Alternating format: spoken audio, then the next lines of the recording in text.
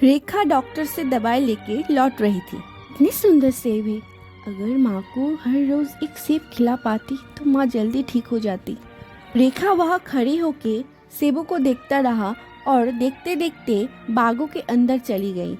ऐसे एक सेब तोड़ लूंगी तो क्या फर्क पड़ेगा, और माँ भी तो कब से भूखी है।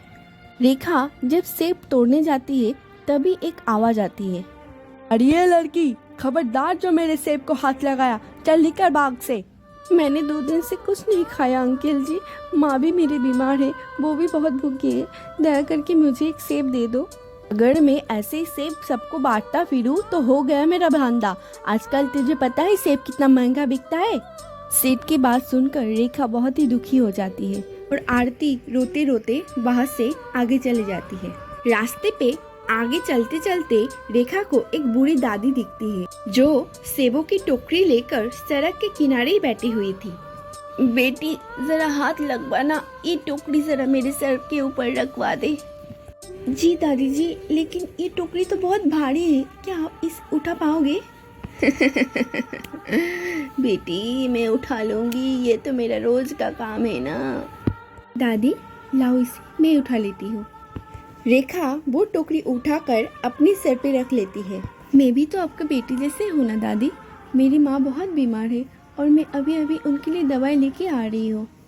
भगवान तुम्हें बहुत खुश रखे और तुम्हारी माँ को भी सही सलामत कर दे। सेब ले लो सेब, मीठे मीठे रसीले सेब, सेब ले लो सेब। उनकी आवाज़ सुनकर लोग उनसे सेब ले लेते हैं और थोड़ी देर बाद दादी का घर आ जाता है। बेटी ये लो, तुम 2 सेब रख लो, तुम ये खा लेना और तुम्हारी माँ को भी ये खिला देना। रेखा वो सेब लेकर अपने घर आ जाती है, एक सेब खुद खाती है और एक सेब अपनी माँ को खिलाती है। माँ क्यों ना इन सारी सेबों के बीजों को हमारे आंगन में लगा दो। रेखा सारे बीजों को अपने आंगन में लगा देती है और कुछ ही दिनों में बीजों में से छोटे छोटे पौधे उग जाते हैं।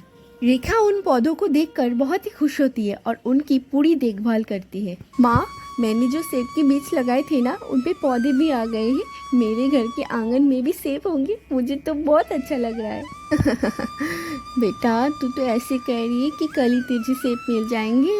बेटा एक सेब के पौधे में सेब आने में 5-7 साल लग जाते हैं, तब जाके वो उस पौधे से सेब आते हैं। क्या 5-6 साल? मुझे तो लगा कि थोड़े दिन में सेब आ जाएंगे और हम सब सेब खाएंगे। अगले दिन सुबह रेखा की माँ जब बाहर आती है और बाहर आके देखती है, रेखा बाहर आ बेटी, देख क्या हुआ, बाहर आके देख जल्दी।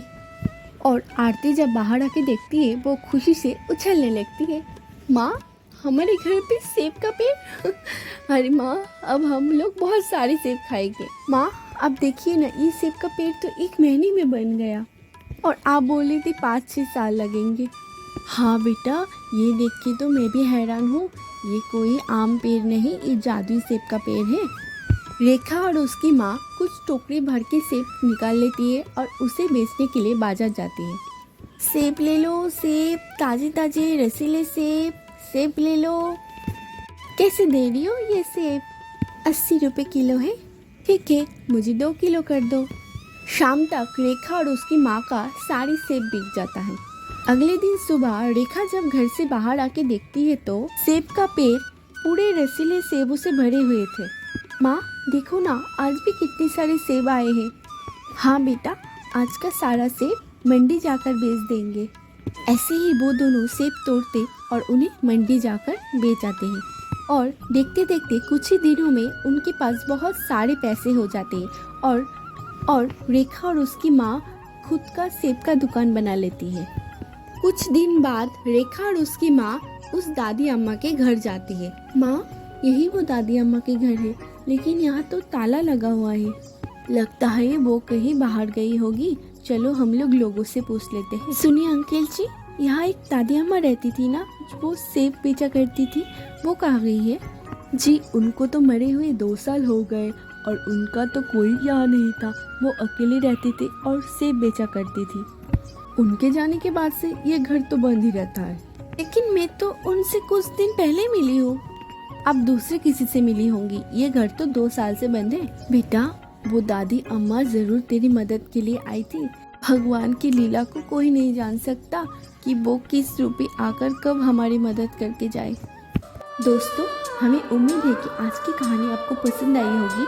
अगर वीडियो पसंद आए तो वीडियो को लाइक कर दें और चैनल में नए आए तो चैनल को सब्सक्राइब, ताकि हमारी कहानी आपके पास जल्दी से जल्दी पहुंच जाए। वीडियो देखने के लिए दिल से धन्यवाद। फिर मिलते हैं नए वीडियो के साथ।